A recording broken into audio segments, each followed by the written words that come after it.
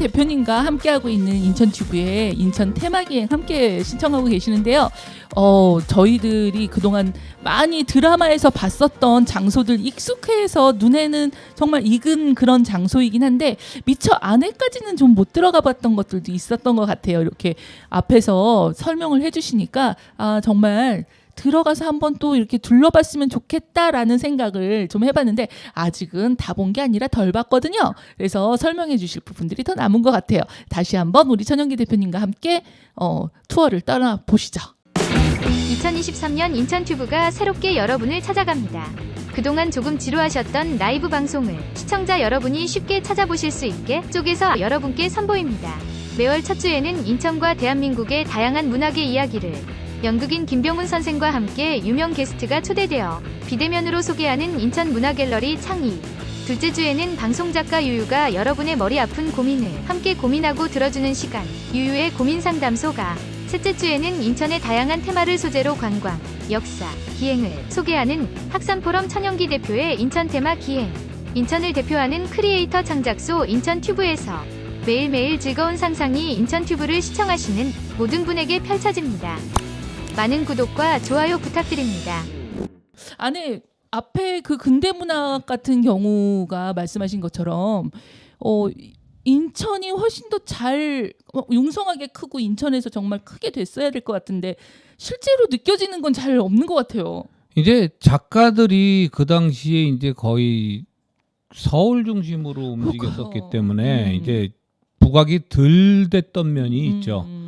그런데 이제 우리가 이제 근대문학에 대해서 좀 다시 한번 생각해보는 계기. 예, 인천이 출발지가 된다. 근대문화. 뭐 문학만이 아니라 그렇죠. 문화 예술 전반이죠. 그렇죠. 인천에 통하지 않고는 갈 수가 없었어요. 스포츠도 그렇죠. 야구도 맞아요, 그렇게 맞아요. 들어온 거고. 그러니까 그 근대문학관 같은 경우는 근데 이제 저는 이제 좀 부모님들한테 말씀드리고 싶은 거는 이 중고등학교 때부터 배우는 거거든요. 문학사에 대해서. 그래갖고 학생들하고 같이 좀 많이 그 관람을 하러 좀 갔으면 좋겠다 이런 생각을 하고요. 교편 잡으셨을 때는 애들이랑 좀 가셨었을 거예요. 아니 가지 못했죠. 그 당시에는. 그래요? 그때는 아직 예. 조성이 덜 됐을 땐가? 그러니까 그때 이제 막 만들어졌는데 정신이 없었죠. 저도. 그리고 이제 오늘 이제 또 가는 거 계속 길을 따라다 보면은 한국 근대문학관 기획전시관이라고 나와요. 기획전시관. 네, 지금 있는데 아마도 이 건물은 왼쪽에 지금 그 고동색으로 칠한 거는 거기까지인데 거기는 새로 같이 붙여놓은 건물이 아닐까. 안에 센터 있는 중앙에 있는 곳에 있는 게 원래 건물 아닐까 이렇게 생각하는데. 그리고 이거는 1999년에 미쓰이 삼정물산 인천 지점으로 사용했던 건물인데 처음에는 이제 2층에 목조 건물이었었대요. 그러다가 이제 잘 되니까 이것도 다 뭐 이제 이 물산 뭐 하면은 다 이게 다 수입하고 뭐 수출하고 그렇죠, 뭐 이런 거죠. 것이죠. 그러니까 이외에 지금 현재 2층 벽돌 건물로 신축을 했는데 이 안에 기획전시관이 있어요. 그러니까 기획전시관이다 보니까 뭐 매번 하는 거는 아니에요. 그러니까 그렇겠네요. 그 공고를 해요. 언제든지 한국 근대문학관 그 사이트에 들어가면은 사이트가 따로 있구나. 사이트가 따로 있어요. 그래갖고 한국 근대문학관 치면 돼요. 그러면 그 홈페이지가 있는데 들어가 보면 이제 한국 근대문학관 기획전시관도 뭘 하고 있다 이런 전시를 게 할 홍보가 때도 돼요. 있고 안 할 때도 있다. 그래갖고 그 안에 들어가 보면 2층으로 돼 있는데 이제 전에 제가 들어갔을 때는 인천을 중심으로 한 걸 갖다가 문학들을 쭉 설명을 하고 있었어요. 저 여기는 못 들어가 본 것 같아요. 그러고 이제 그 다음 사진을 보면은 이제 이렇게 그 당시에 이제 모습을 그림으로 그려놓고 그래갖고 이제 작품들 전시하고 그러는데 그 다음 가면은 2층에 보면은 왼쪽 끝에 그 아까 고동색 그 칠한 게 있죠. 옆에. 거기에요. 거기에 이제 서구가 있어요. 저기도 이제 인천을 중심으로 한 책자들이 쭉 전시돼 있고 앉아서 쉴 수 있는 공간도 있어요. 그러니까 책을 볼 수 있는 그런 여유도 있습니다. 그 밑에 의자인 것 같네요. 보니까. 그리고 이제 그 밑에 그 당시에 이제 인천을 형성한 소설들 쭉 저기다 전시하고 있었어요. 저도 보니까 안 읽은 게 한 반 정도 되더라고요. 아, 그래요? 저 여기 진짜 가보고 싶네. 한번 여기는. 근데 이거는 이제 가봤다. 그 당시에 전시했었던 거고 예. 지금은 이제 또 뭘 전시하는지 잘 모르겠어요. 아, 이게 이제 그 안에 전시 내용이라던가 형태가 좀 바뀌니까 네. 그러네요. 그러고 이제 그 다음 사진 보면 계속 길을 따라가는 겁니다. 그러다 보면은 이제 두 번째 건물이요. 노란 오른쪽으로 두 네. 번째 보면 해명박물관이라고 생겼더라고요. 저거 지나가다 봤는데 저것도 네, 인천시 어. 무형문화재 두 번째 건물이요. 그 그 오른쪽 옆에. 건물. 노란 거 말고 네, 그 오른쪽 가로수가 건물. 있는데. 예. 아니, 예. 해명박물관이라고 있는데 아, 인천시 무형문화재 제14호 정성길 단천장이라 그러더라고요. 그랬고 단청들을 칠한 걸 갖다가 보여주고 있어요. 저거 박물관이. 예. 2009년 2009년에 처음으로 우리나라에서 처음으로 예. 세운 단청 전문 박물관이라 그러더라고요.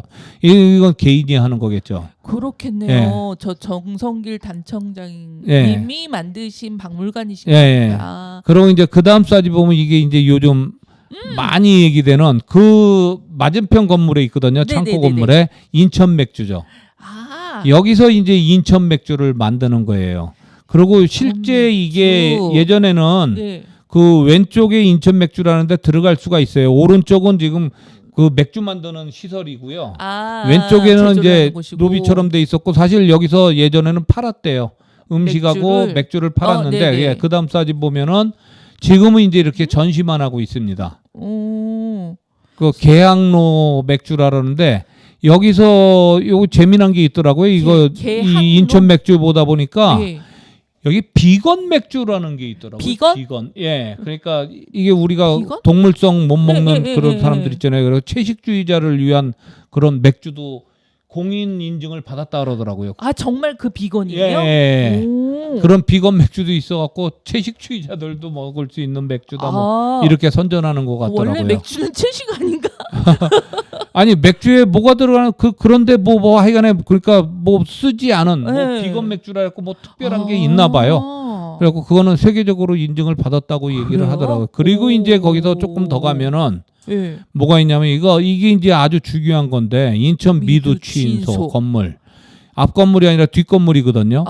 저 아까 있던 그 건물의 뒤. 앞에 있는 건물은 뭐 차라고 써놓은 거 보니까 차 팔던 집이었었는지 그러고 그다음에 뒤에 있는 건물인데 이게 1896년에 설립허가가 났는데 원래 미두취인소라는 거는 미국의 품질 개선, 쌀값의 안정화, 표준화를 위해서 설립했어요.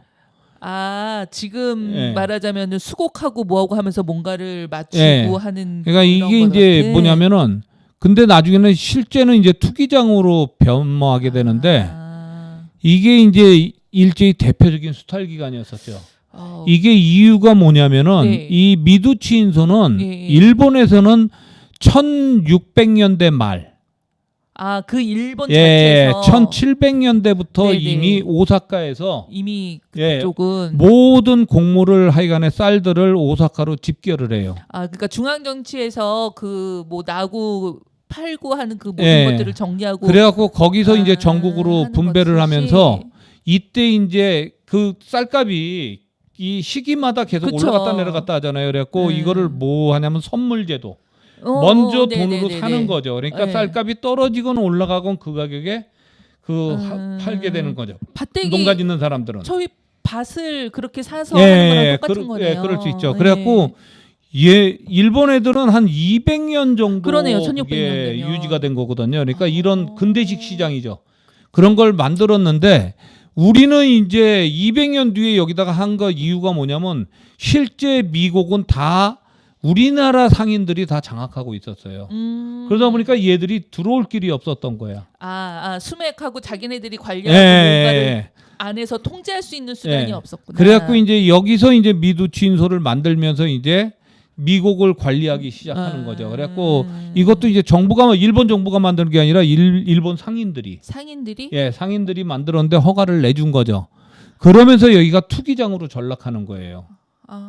엄청난 투기장으로 전락하는데 이게 이제 쉽게 접근할 수 있었던 게 뭐였었냐면은 현물가 그러니까 선물가 내는데 써내는 거거든요. 근데 10분의 1만 내면 돼요. 내가 만약에 그 당시에 쌀값이 한 감에 저 30원이다. 그러면 이제 100섬 정도로 이제 저거로 거래량으로 거든요. 그러면 3,000원이다 그러면 300원만 내면은 네. 신청을 할 수가 있는 거예요. 그리고 매일 등락을 해요. 가격이. 경매 같은 거네요. 네, 경매하는 것이 하는 거죠. 네, 선물로 네. 사드렸는데 그게 이제 막 팔리고 네, 말고 그러는 거죠. 물건은 없는데 딱지 갖고 파는 거나 마찬가지죠. 그런 식으로 올라가고 내려가다 하는데 이게 어떤 영향을 받냐면 오사카 시장의 현물가. 네. 예. 그게 매일 전보로 통보가 돼요. 네. 그러다 보면은 이 전보 취급하는 사람은 누구예요? 일본인들이죠. 네, 그렇죠. 그리고 이 쌀값이나 곡물가도 그렇잖아요. 물가가 올라가고 내려가는 것도 그 나라의 정치 상황하고도 밀접한 그렇죠. 관련이 있죠. 정치, 경제 뭐 이런 거랑 다 관련이 네. 있는 거 아니에요. 그러니까 일본인들은 추측을 할 수가 있어요. 대강 올라가고 내려가고 이러는 걸 갖다가. 자기네 나라에서 이게 올라간지 내려간지를 네. 정보를 먼저 취입을 하고 네. 우리나라에서 지금 저거 경매하듯이 넣을 때 그 돈으로 그렇죠. 자기네들이 예. 해서 먼저 그러니까 차지하는. 실제 이게 이제 우리나라 사람들이 이제 투기장으로 몰리면서 이제 무슨 문제가 생기냐면은 다 돈을 잃어버리게 되는 거죠. 예, 이게 특히나 1차 대전 이후에 쌀값이 막 이제 저거 막 하락을 하고 막 하여간에 떨어지는 시기가 있어요. 그때는 네네. 이제 막 다 돈을 다 쏟아부은 게 지금 돈으로 하면 수십조 원을 하여간에 잃었다 그러더라고요. 그 잃은 거를 누가 따갔냐 그러면 일본 애들이 따간 거죠. 그렇겠죠. 예, 그래갖고 그 다음 사진 보면은 정보가 먼저니까. 이제 이게 이제 미두치인소 내부 전경이에요. 네. 일종의 선물 시장으로 1920년대 산미 증상 계획 실시로 1930년대 후반까지 시대 차익을 노린 투기 광풍이 불어요. 그래갖고 그 당시에 수억 원 했고 현시가 수십조 원이라래요. 피해를 봐요. 네. 90% 정도가 다 고객이 조선인이고 재산을 탕진해서 폐가망신하고 심지어는 자살로 내몰리는 겁니다. 이때 아주 유명한 게 인천 미두치인소가 만들어지고 일본 상인들이 돈을 번다 그러니까 이제 군산에도 만들어지고 부산에도 만들어지고 북쪽에 이제 진남포에서도 만들어지고 이래갖고 막 투기꾼들이 몰리기 시작하는 거예요. 돈을 번다라고 하니까. 네. 그래갖고 군산 같은 경우는 최만영인가 하는 서천의 4대 갑부라 그러더라고요. 네 번째 갑부 정도가 되는데 땅이 5만 평 정도가 있었대요. 예, 근데 그 사람이 거기서 투기하다가 돈을 다 잃어버리고 땅까지 다 날려버리니까 그 군산 앞바다에서 자살을 해요. 그런 게 이제 신문에도 나오고. 그래갖고 이제 그 다음 사진 보면은 이제 좀 이제 답답한 게 뭐냐면 이제 인천 축항에서 미국을 선적하는 거. 저게 이제 일본으로 뭐 수출하고 막 이러는 거죠. 개벽 1924년 8월호에는 인천아 너는 어떤 도시 하고 라는 제목으로 미두치인소를 얘기하는데 뭐라냐면 핏 빨아들이는 악마굴이다. 그리고 조선인의 생활난이 여기서 일어나고 장차 조선인 공사 경제의 파멸이 이로부터 다 닥칠 날이 멀지 않다. 그래갖고 막 이제 그 당시 이제 작품들에서 이제 많이 나옵니다. 여러 작품에서. 저게 인천 마개설이 지금 저때 포착된 건가? 이게 근데 가만히 생각해 보면은 이런 효과도 있어요. 그 다음 사진을 보면은 이제 반복창의 부인이라고 김우동이라는 사람과 자녀들에 대해서 어머니가 되기까지 그 이제 쭉 취재한 글이 나오는데 이 반복창이라는 사람이 강화도 출신인데 강화도. 아버지가 아전이었었어요. 그런데 이제 이게 이제 우리나라 제도가 일본으로 넘어가면서 이게 완전히 망하게 되니까 일자리를 잃었어요. 그러다가 장사한다고 뛰어들었다가 다 거지처럼 돼갖고 다 망해갖고 먹고 살 길이 없으니까 이 반복창이라는 사람이 12살 때 인천으로 와요. 먹고 살기 위해서. 그 인천으로 와갖고 일본인 아라킨가 하는 사람 그 미국 상인 그 밑에 하인으로 들어가요. 12살 때. 그러다가 이제 거기서 한 5년, 2년 정도인가 그 생활을 하다가 하인 생활을 하다가 그 사람이 이제 중개소를 만들어요. 저거 미두치인소 중개소를 하나 내니까 거기에 이제 저거 일본 말로는 뭐라 그러는데 저는 잘 모르니까 그래갖고 거기서 현물 시세 알리는 거 가격 알리는 사람으로 일하면서 이제 눈을 떠요. 그러다가 이제 이게 이게 하도 여기서 문제가 많이 생기니까 막 네. 돈 잃어버린 사람 난리 나고 그러니까 네. 이 부당 영업을 한다 그랬고 영업소가 일본인들이 영업소 하던 게 6개월 동안 미두치 인소가 이게 정지당해요. 정지를 당하는. 정지당하고 다시 이제 회복됐을 때 이 반복창이 아마 거기서 이제 중개인으로 이제 들어가요. 그래갖고 돈 모은 거 갖고 돈을 벌기 시작하는데 하여간 얼마 없는 돈을 투자해갖고 그때 넣는 것마다 선물 시즌 넣는 것보다 가격이 올라요. 그래갖고 막 수백 배가 오르니까 그 당시에 재산이 40만 원인데 네. 우리나라 10대 갑부 안에 들어가는 사람으로 성장하게 되는 거예요. 그 현재 시세로 하면은 약 400억 원이요. 장난이 아니죠. 갑자기 저 그 현대 정주영 회장이 그 정미소음 어떻게 해가지고 돈을 벌었다는 얘기가 이해가 갈 것 같은 느낌이죠. 그래갖고 지금? 미두이 신, 미두이 왕. 그래갖고 반복창이 나타났다 하면은 막 가격이 뛰고 그러는 거예요. 그 정도까지 가갖고 제일 경성에서 예쁘다는 김우동 부인을 얻었는데 조선 호텔에서 결혼하는데 그 당시에 3만 원? 3만 그러니까 원 결혼식 지금으로 비용이. 하면 30억. 예. 그게 어떻게 하냐면 여기서 인천에서 손님들을 초빙해 갖고 가는데 그 경인선 만들어지고 철도가 있잖아요. 네네. 그걸 전세를 내요. 아 철도를 전세를 예. 내서. 오고. 그래갖고 완전히 통째로 기차를 전세 내 갖고 여기서 올라가요. 그리고 전세 서울역에서 그러니까 내려갖고 모든 사람들을 택시로 운반해 가요. 그리고 인천 부사가 거기서 아마 주례를 받던지 축사를 하고 막 이래요. 예, 그런 식으로 해갖고 거기서 결혼했는데 조선호텔에서 결혼했는데 그 정도에. 근데 이 부가 2년 정도밖에 안 갑니다. 예, 가격이 계속 떨어지는 바람에 다 해갖고 이제 결국은 이혼하고 그다음에 거지가 돼갖고 혼자 살다가 나중에 이제 정신병도 오고 그래갖고 한 10년 정도 더 살아요. 그래갖고 한 40대 되기 전인가 38, 9에 죽게 되거든요. 그러니까 병 걸려갖고 죽게 되는데 좀 안타까운 얘기죠. 이런 반복창이 그 10대 재벌이 되니까 소문이 나겠죠. 그렇죠. 그러니까 전국 투기꾼들이 다 몰리는 거죠. 그래갖고 그 다음 사진 보면은 이제 지금 이제 그 건물이 어디냐면은 그 건물은 없어졌고 지금 국민은행 자리예요.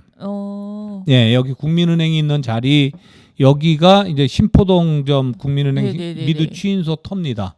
근데 여기에는 팻말이 없는 것 같더라고요. 제가 한 바퀴 다 돌았는데 미두치인소 자리라는 팻말은 못 본 것 같아요. 그래갖고 그 다음 사진도 있는데 요게 이제 반대쪽에서 찍은 건데 신포동점인데 이제 이게 안타까운 게 뭐냐면은 지금도 이제 우리가 먹고 살기가 힘들어지잖아요. 그렇죠. 그러니까 뭘 합니까? 팔아야지. 영끌해갖고 다들 뛰어드는 게 주식시장. 이게 사실 미두치인소가 우리나라 증권시장의 시초라고 생각하면 돼요. 선물시장으로 하는. 같아요. 그거랑 똑같은 거죠. 방법이. 풍경도 그런 것 같고. 그래갖고 지금 이제 영끌해갖고 뛰어들어오는 주식시장. 근데 지금 경기가 안 좋으니까 주식시장도 지금 문제가 생기고 있죠. 그렇죠. 그다음에 얼마 전까지 갑자기 집값이 폭등을 했죠. 그렇죠. 문재인 정권 때 폭등을 했죠. 어떤 규제를 가해도 사람의 심리가 사야겠다는데 어떻게 할 거예요? 그러니까 투기장인으로 됐죠. 영끌 다 했는데 지금 어떻게 됐습니까? 뭐 반토막에 반에 나고 있고 있죠. 반토막까지는 아직 안 났거든요. 근데 올랐던 게 2배 이상 올랐으니까 지금 떨어지는데 IMF 오기 전 코로나 오기 전 그 가격에서 지금 2배 정도 이상 올랐었거든요. 근데 그게 지금 아직 거기까지는 안 왔는데 더 떨어질 거라고 예상하는데 그때 이제 더 이상 늦추면 안 된다고 온갖 지금 젊은이들이 많이 영끌해갖고 집 하나 사야 된다고 했는데 지금 이제 막 경매내놓고 막 이런 상황 아니에요. 그래갖고 어떻게 보면은 우리가 성실하게 벌어갖고 쌓아놓는 사회를 만들지 못하고 자꾸 이런 엉뚱한 일을 해갖고 돈을 벌어야 되는데 일하지 않고 투기해갖고 재산이 계속 형성된 거 아니에요. 그렇죠? 아파트 같은 경우 사놓기만 하면 계속 올라가갖고 아무리 일해도 제가 교사 생활했지만 저는 처음부터 마음 먹기를 제가 평생 벌어서 저금을 계속 늘려가더라도 3억 정도일 거다. 평생에서. 그 당시에 3억 정도면은 제가 한 50대만 해도 3억 정도면은 제가 퇴직하더라도 지방에 내려가서 집 한 채는 짓고 살 수 있으리라 사실 제주도로 내려갈 계획을 세웠는데 은퇴하실 때. 예, 제가 나올 때 제주도에다가 그거 질라면은 한 7억 8억이 된다 그러더라고요. 그래갖고 야 제주도 땅값이 올라서 데려올 수가 없대. 근데 제주도 아파트 가격이 그 당시 분양하는 거 보니까 제가 송도 신도시에 사는데 송도 신도시보다 더 비싸요. 아 제주도. 네, 그러면 아파트로 들어가도 내 거 팔아서 못 들어갈 정도야. 그래갖고 결국은 포기했었거든요. 그래갖고 우리가 이제 이런 투기에 언제까지 당할 것이냐를 갖다가 우리가 좀 고민 좀 많이 해야 될 것 같습니다. 그래갖고 사회가 국가에서 정치하는 사람들이 성실하게 일한 사람들이 갖고 살 수 있는 사회 이거는 최소한 보장을 해줘야 되는 거 아니냐. 투기 안 하고 이렇게 살 수 있는 사회 그런 생각을 좀 합니다. 예, 여러분 그 일본 조개지에 대해서 이제 초입 부분을 지금 이렇게 겨우 그 초입 부분만 얘기했는데 무지 뭔가를 많이 한 것 같은 느낌은 뭘까요? 그리고 오늘은 또 다른 때보다 조금 다르게 우리가 조금 더 생각해야 될 것들에 대해서 원래 역사라는 게요. 지금의 삶을 역사를 돌아보고 지금의 삶을 고쳐가는 또는 그걸 교훈 삼아서 좀 더 나은 방향으로 가자라고 해서 돌아보는 그런 또 게 역사가 아닐까 싶은데 인천이 이렇게 좀 역사를 좀 많이 품고 있습니다. 그럼에도 불구하고 인천이 많이 나아지지 않은 것 같은 거 왜 그럴까 모르겠어요, 선생님. 아니 저는 제가 지금 생각해 보면 제가 78년도에 와서 인천의 모습. 그다음에 이제 지금 벌써 몇 년이에요? 한 40년 지났나? 예. 40년 이상 지났는데 지금 인천 모습 보면은 발전 안 한다는 거는 아니에요. 발전은 예, 됐죠. 계속 변화하고 있는데 조금 답답한 거는 이제 이 원도심, 구도심 이런 거를 자꾸 이제 고쳐 나가는데 아파트들이 좀 너무 많이 들었으니까 이 여기는 산세가 거의 없잖아요. 구릉지처럼 낮잖아요. 높지가 않은데 그런 걸 다 가려져 버리니까 조금 답답한 거는 있지만 삶의 질은 계속해서 발전하죠. 역시 역사를 돌아보고 인천을 쭉 돌아보면서 우리 천영기 대표님이 여러분들이 계속 나아지는 삶을 살고 있다라는 말씀을 또 해주시네요. 오늘 함께 해주신 우리 천영기 대표님 너무나 감사드리고요. 다음에 우리 다음 편에서는 어디까지 좀 가볼 수 있을까요? 아니 이제 또 정리를 해봐야죠. 알겠습니다. 계속 일본 조개로 가면서 이제 일본 조개가 확장됐기 때문에 각국 조개랑 같이 이렇게 가면서 각국 조개로 이제 계속 갈 겁니다. 알겠습니다. 저희는 더 다음 편에서 여러분들을 만나 뵐 거고요. 저희 인천튜브 여러분 아시죠? 좋아요와 구독 꼭 눌러주셔야 되는 거 여러분들의 성원을 바라겠습니다. 함께 하시는 여러분들 감사드리고요. 오늘은 여기까지 하겠습니다. 감사합니다. 네, 고맙습니다.